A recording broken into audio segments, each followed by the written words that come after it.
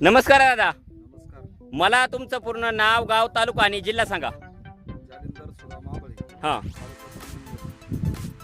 जिल्हा अहिल्यानगर. हां, तर दादा आज आपण आपल्या टोमॅटोच्या प्लॉटमध्ये आले बरोबर. तर मला सांगा दादा, ही आपली टोमॅटोची व्हरायटी कोणती आहे दादा? हां, सावमन व्हरायटी बरोबर. तर साधारणतः हा टोमॅटोचा प्लॉट दादा किती दिवसाचा प्लॉट झालेला आहे? हां, म्हणजे 1 महिन्याचा प्लॉट आता कंप्लीट झाला आहे बरोबर.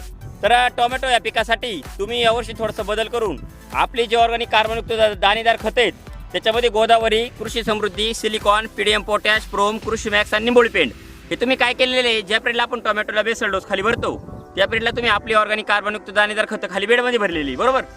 तर मला सांगा दादा, ज्या पिरियडला तुम्ही आपली जी ऑर्गॅनिक कार्बनयुक्त दाणेदार खतं टोमॅटो या पिकासाठी म्हणजे त्याचा वापर केला तर दादा तुम्हाला त्याचा काय काय बेनिफिट भेटले?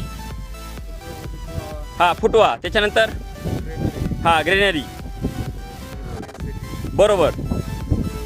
हां, म्हणजे दादा काय झालं आहे, ज्या पिरियडला तुम्ही टोमॅटोची लागवड केली त्या पिरियडला जवळजवळ म्हणजे उन्हाळ्याचा पिरियड होता त्या पिरियडला बरोबर.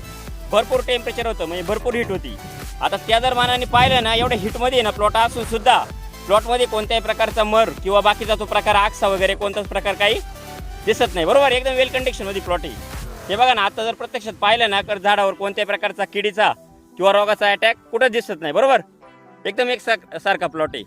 साधारणतः तुम्ही किती वर्षापासून आपल्या ऑर्गॅनिक कार्बनयुक्त दाणेदार खतं वापरताय दादा? 4 एक वर्ष. बरं, याच्या आधी कोणकोणत्या पिकांसाठी वापर केला? डाळिंब, त्याच्यानंतर झेंडू, कोबी, फ्लोर. हां कोबी आणि फ्लावर. म्हणजे आता तुम्ही परत तो बेसल डोस मागितलेला आहे तर तो तुम्ही आता कोबी आणि झेंडू आणि परत तुम्हाला टोमॅटो लावायची बरोबर ना. हां, म्हणजे त्या प्लॉटसाठी परत तुम्ही जैविक खतं मागितलेली बरोबर. आणि त्याच्यानंतर तुम्ही जे आपला कडूचा वरून एक स्प्रे काढला तर कडूचं तुम्हाला काय काय बेनिफिट भेटलं दादा?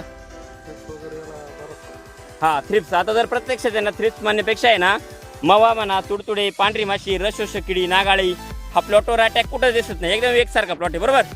तर मला सांगा दादा, आपली जे ऑर्गॅनिक कार्बनयुक्त दाणेदार खतं आहेत ती वापरून तुम्ही समाधानी आहात? हां, धन्यवाद तुम्ही दिलेल्या माहितीबद्दल.